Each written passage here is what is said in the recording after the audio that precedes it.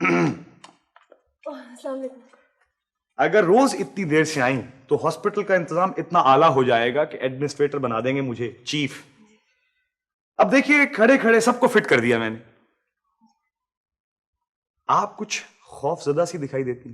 جی میرا خیال ہے ڈیڈی کے سیکرٹری نے مجھے یہاں آتے ہوئے دیکھ لیا. تو کیا ہوا؟ بھائی ڈیڈی کو پتا چل گیا ہوگا, اسی لیے تو سیکرٹری کو بھیجا انہوں نے. آپ کے ڈیڈی جاسوس بھی ہیں؟ اگر انہیں پتا چل گیا نا کہ میں یہاں آتی ہوں روز کام کرنے, بہت گڑبڑ ہو جائے گی, سخت خفا ہو جائیں گے. ایک بات بتائیے, آپ کے ڈیڈی خفا ہونے کے علاوہ کیا کرتے ہیں؟ جی اوہو, آپ فکر مت کیجئے, مجھے اس سیکرٹری کا حلیہ بتائیے, میں بھی اس کو ٹھیک کر کے آتا ہوں. وہ پتلے سے ہیں, بالکل بے ضرر سے ہیں, مونچھ ہے ان کی, اور اینکیں لگائی ہوئی ہیں, سوٹ پہنا ہوا ہے اور لال رنگ کی ٹائی پہنی ہوئی ہے. باہر گیٹ پہ کھڑے تھے جب میں آئی ہوں تو. شاباش شاباش, بڑے ہو کر استاد کا نام روشن کریں گی آپ.